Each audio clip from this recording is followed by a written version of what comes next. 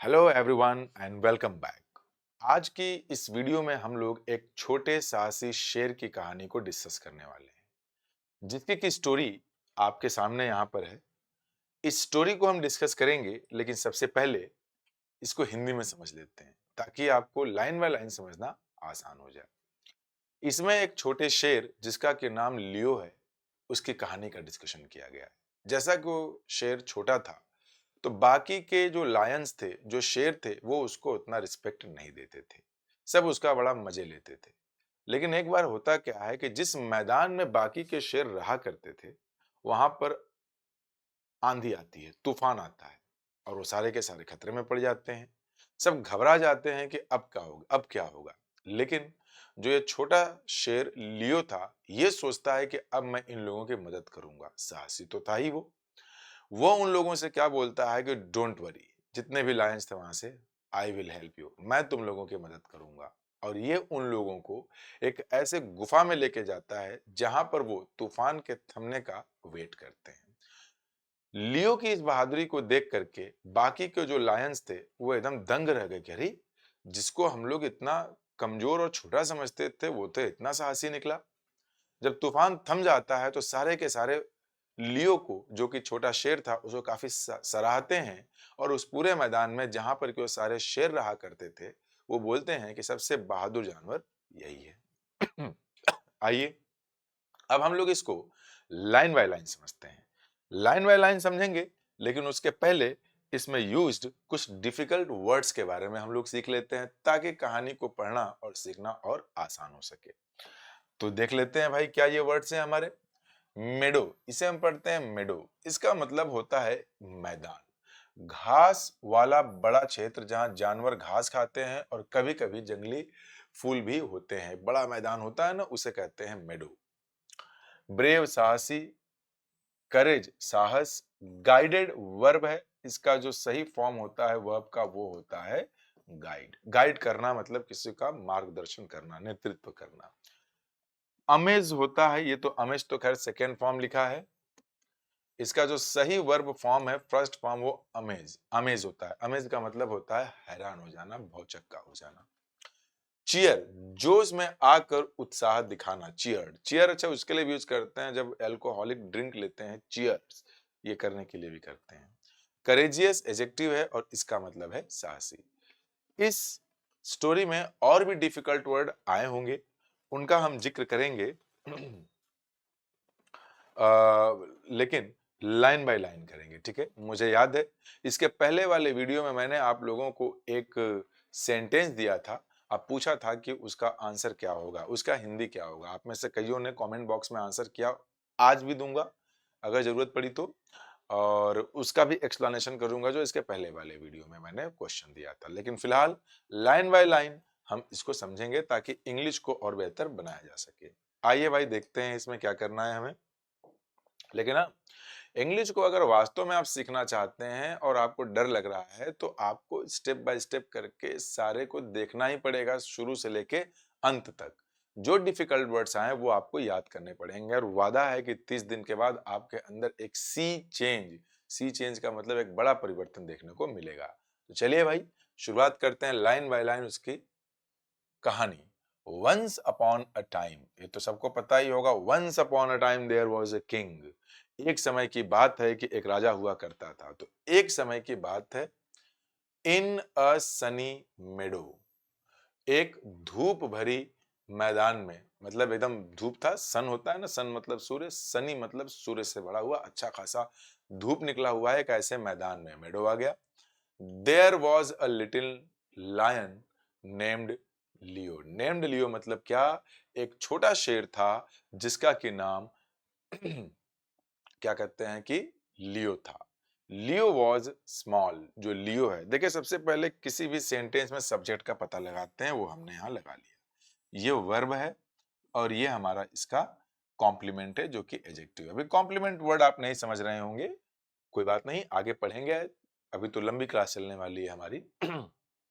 लियो छोटा था और नॉट एज स्ट्रॉन्ग एज, और उतना ताकतवर नहीं था जितना कि बाकी के जानवर थे।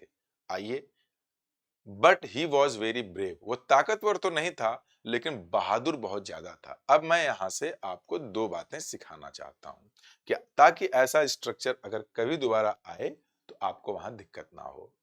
जैसे हिंदी में आप लोग एक टर्म यूज करते हैं जितना ये उतना वो। कंपेयर करते हैं ना, जितना इसके पास है उतना ही तुम्हारे पास है, जितना लंबे तुम हो उतना ही लंबा वो है, जितना ये खाता है उतना ही वो खाता है। तो जितना और उतना का सेंस देने के लिए अंग्रेजी में एज और एज का यूज करते हैं और बीच में यहाँ पे वो एडजेक्टिव लगा देते हैं जिस एडजेक्टिव की आप बात कर रहे हैं। जैसे किसी चीज की मात्रा बतानी है तो एज मच एज, ठीक है ना। He can drink as much water as you can. ये उतना ही पानी पी सकता है जितना तुम पी सकते हो। ही कैन अब छुड़े चपाती वगैरह दूसरा लिखते हैं मेनी। नंबर अगर बताना हो तो आप मेनी का यूज करेंगे। ये उतने ही चपाती खा सकता है जितने कि तुम। He can eat as many chapatis as you can. तो जो चीज आपको लगाना है ना वो इसी के बाद में यहाँ पे लगा लीजिए। ये उतना ही अच्छा है जितना कि तुम। तो अब गुड लगा दीजिए वहां पे अच्छा के लिए। वो उतना ही बुरा है जितना कि तुम। अब यहाँ पे क्या लगा दीजिए, बैड लगा दीजिए, ठीक है ना। He is as bad as you are. एक का मैं लिख देता हूं, बाकी आप इसको एक एग्जांपल दूंगा उसको आप लोग बनाएंगे। अगर मैंने कहीं लिखा he is as bad as you are, ठीक है ना। इसका मतलब है कि वो उतना ही बुरा है जितना कि तुम हो। अगर आपको ये बोलना है कि ये वो लड़का इतना बुरा नहीं है जितना कि तुम, तो बस यही नॉट लगा दीजिए। He is not as bad as you are. चूंकि यू के साथ आर लगाते हैं तो आर लगा दिया, ही के साथ इज लगाते हैं तो इज। अगर यहां आए होता तो एम लगा देते, अगर यहाँ पे दे होता तो भी आर लगाते, वी होता तो भी आर लगाते। ध्यान रहेगा जिस टेंस में यहां रहेगा उसी टेंस वाला वर्ब यहां यूज करेंगे, छोटा छोटा सेंटेंस। अब नेगेटिव, जब हम इसको अफर्मेटिव पॉजिटिव बोलते हैं कि जितना ये है उतना ही वो है, तब तो नॉट लगाते नहीं, तब आपका एज ही आएगा। लेकिन जब आप नॉट लगाते हैं तो नेगेटिव में एज तो लगा ही सकते हैं, एज के साथ साथ सो भी लगा सकते हैं। अब एक हिंदी का सेंटेंस मैं आपको देता हूं, उसकी इंग्लिश आप कमेंट बॉक्स में बताएंगे। वो हिंदी ये है कि वो उतना ही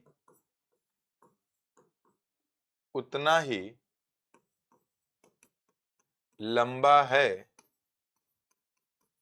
जितना कि तुम। उतना ही लंबा है जितना कि तुम। अब इसकी इंग्लिश क्या होगी इसको कमेंट करके आप नीचे बताएंगे, ठीक है। अब इधर आते हैं, तो ये तो बन गया आपका नॉट एज बन गया, ठीक है। ये वन डे, एक दिन की बात है, कॉमा हो गया, काम खत्म। अब सब्जेक्ट पता करिए और वर्ब पता करिए। देखिए यहां पे आया है वर्ब, ये पूरा बन गया सब्जेक्ट। तो यहां से एक बात और सीखेंगे हम। कुछ वर्ड्स होते हैं ग्रामर में, उनका नाम होता है प्रेपोजिशन। क्या होता है? प्रेपोजिशन। कुछ वर्ड्स का नाम मैं लिख देता हूं, जैसे ऑफ का नाम प्रेपोजिशन, मेरा नाम रवि, आपका नाम बंटी, उसका नाम गुलाबो, वैसे ही ऑफ का नाम होता है प्रेपोजिशन। ऑन प्रेपोजिशन होता है, इन प्रेपोजिशन होता है, विद प्रेपोजिशन होता है, विदाउट प्रेपोजिशन होता है, फ्रॉम प्रेपोजिशन। ऐसे बहुत सारे वर्ड्स हैं जिनका नाम होता है प्रेपोजिशन। तो कभी भी किसी भी प्रेपोजिशन के बाद अगर कोई भी नाउन या प्रोनाउन आता है तो उसको हम कहते हैं उस प्रेपोजिशन का ऑब्जेक्ट। ये सब लिख लीजिएगा। कभी भी किसी भी प्रेपोजिशन के बाद ऑफ क्या है, देखिए यहाँ पे इसका नाम प्रेपोजिशन है। तो प्रेपोजिशन के बाद इफ अ नाउन और a pronoun comes that becomes the object of the given preposition. जो भी वर्ड उस प्रेपोजिशन के पहले आता है उसी को मेन सब्जेक्ट माना जाता है। यानी मेडो मतलब वो जो घास का मैदान था, उस घास के मैदान के जो जानवर थे वो देखिए प्लुरल है, तो वर इन डेंजर, वो खतरे में थे। इन डेंजर को ध्यान दीजिएगा, लोग बोलचाल की भाषा में इन अ डेंजर यूज कर लेते हैं, लेकिन ये अ गलत होता है। इन डेंजर ही होगा कि इसका मतलब होता है खतरे में। एक दिन क्या होता है कि वो मैदान के जो जानवर थे वो सारे के सारे क्या पड़ जाते हैं, खतरे में पड़ जाते हैं। अब आगे आइए, इसका आंसर करना है आप लोगों को, याद रखिएगा। आगे, अ बिग स्टॉर्म, सबसे पहले काम करना है क्या है, सब्जेक्ट पता करना है, तो ये रहा अ बिग स्टॉर्म, ये सब्जेक्ट हो गया। एक बड़ा तूफान सिंगुलर है। वर्ब देखिए यहाँ पे हेल्पिंग वर्ब वाज आया है, ये मेन वर्ब आया है इसका कमिंग। एक बहुत ही बड़ा तूफान आ रहा था। एंड और ऑल द एनिमल्स, अब ये देखिए सब्जेक्ट है, वर थे अफ्रेड, डरे हुए, और सारे के सारे जानवर अब डरे हुए थे। लियो वांटेड, लियो देखिए सब्जेक्ट है, वांटेड वर्ब है, बी की कोई फॉर्म आई नहीं है तो पैसिव नहीं है, इसका मतलब लियो खुद इस एक्शन का डूअर है। लियो चाहता था कि वो मदद करे, सो कंजंक्शन है, इसको हिंदी में हम कहते हैं इसलिए। इसलिए ही, कौन, लियो, स्टूड अप, वो खड़ा हो गया, एंड सेड, और क्या कहा, डोंट वरी। इसके पहले वाले क्लास में मैंने बताया था कि कोई भी बात अगर इन्वर्टेड कॉमास में लिखी गई है तो किसी की कही हुई बात बिल्कुल हूबहू वैसे ही है जैसे उसने कहा था, इसमें कोई भी छेड़छाड़ नहीं किया गया है। तो डोंट वरी, बिल्कुल चिंता मत करो, I will lead you to safety, I will lead you, मैं तुमको ले जाऊंगा कहां, टू सेफ्टी, मतलब एक सुरक्षित जगह पर। आगे आइए, यहां पे है ही ब्रेवली, ये ब्रेवली वर्ड जो है ये एक एडवर्ब है। ब्रेव होता है एडजेक्टिव, एडजेक्टिव में जनरली ज्यादातर केसेस में जब हम एल वाई लगा देते हैं तो ये बन जाता है एडवर्ब ऑफ मैनर, मतलब कैसे काम करते हैं। तो इसका हिंदी होता है बहादुर, और इसका हिंदी होता है बहादुरी से। वह बहादुरी से ले गया, गाइड मतलब मार्गदर्शन करना होता है, मार्गदर्शन कर किया मतलब ले गया एनिमल्स को, कहां, टू अ सीक्रेट केव, केव का मतलब होता है, केव वर्ड मतलब गुफा होता है, गुफा, एक गुप्त गुफे में ले जाता है। वेयर, जहां, दे कुड, दे मतलब ये animals, hide until the storm past, तब तक वो छिप के रहते हैं जब तक कि वो तूफान थम नहीं जाता है, पास मतलब चला नहीं जाता है। द अदर एनिमल्स सब्जेक्ट है, दूसरे जानवर, वर, जो भी जानवर जिनको ले गया था वो, वर अमेज्ड, वो एकदम भौचक्का रह गए, हैरान रह गए। एट, किस चीज को देखकर, लियोज करेज, लियो के, ये जो अपॉस्ट्रोफी एस होता है ना, राम का मतलब नाम है, राम से बोल देंगे तो राम का, राम्स कार मतलब राम की कार, लियोज करेज का मतलब लियो का साहस, लियो के करेज के साहस, लियो के करेज यानी लियो के साहस को देखकर बाकी दूसरे सारे जानवर जो है एकदम हैरान रह गए। एंड व्हेन और जब the storm ended, storm subject ये वर्ब है, जब तूफान थम गया, जब तूफान रुक गया, दे ऑल सब्जेक्ट है, cheered for the little lion, वे सब के सब, वो जो छोटा शेर था उसको जो है कि चीयर किए, मतलब उसको शाबाशी दिए, उसका नाम जो चिल्ला चिल्ला करके लिए कि वाह क्या गजब बहादुरी तुमने दिखाया। From that day on, from that day on का मतलब है उस दिन से लेके आगे के दिनों तक के लिए। लियो सब्जेक्ट है, अब देखिए ये वर्ब है और ये थर्ड फॉर्म है, यानी ये बन गया पैसिव, यानी ये खुद कोई काम नहीं कर रहा था, ये इसके ऊपर किया गया, यानी लियो किसी को नहीं जानता था, इसका मतलब है कि उस दिन के आगे से लियो जाना जाने लगा, मतलब दूसरे लोग जानते थे उसको, पैसिव वॉइस है, जाना जाने लगा, एज के रूप में, इस एज का मतलब है के रूप में, द ब्रेवेस्ट मतलब सबसे ज्यादा ताकतवर, बहादुर एनिमल इन, ताकतवर नहीं बहादुर एनिमल इन द मेडो, उस मैदान में। तो ये रहा स्टोरी। कल मैंने आप लोगों को, कल मतलब इसके पहले वाले क्लास में स्टोरी में एक मैंने सेंटेंस दिया था, वो सेंटेंस था आपका, द क्रिमिनल हैज अरेस्टेड।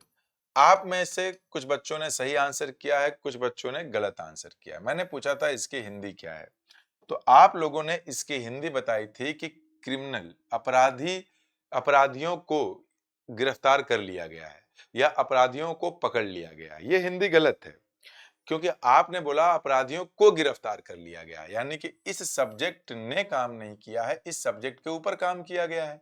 तो ऐसा बनाने के लिए इस सब्जेक्ट को आपको बनाना पड़ेगा रिसीवर, और रिसीवर के लिए मैंने बताया था कि सेंटेंस हो जाता है पैसिव वॉइस। अब पैसिव वॉइस के लिए मैंने बताया था कि बी के साथ वर्ब की थर्ड फॉर्म यूज किया जाता है। अच्छा बताया था। यहां पे वर्ब की थर्ड फॉर्म तो यूज किया गया है, लेकिन हैज आ गया है, बी की कोई फॉर्म नहीं आई है। इसका मतलब है कि ये जो स्ट्रक्चर लिखा गया है ये है एक्टिव। एक्टिव का मतलब ये निकल गया कि ये जो सब्जेक्ट है इसने इस काम को किया है, यानी इसकी हिंदी निकल रही है कि अपराधी ने गिरफ्तार किया है।